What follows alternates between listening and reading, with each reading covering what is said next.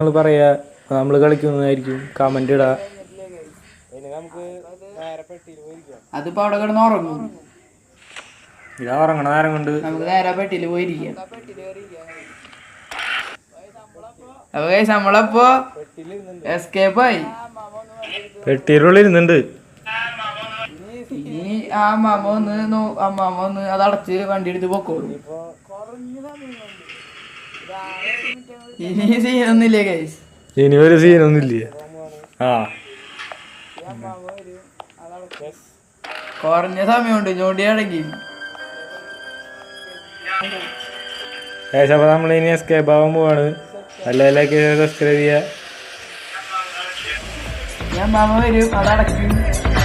Yes.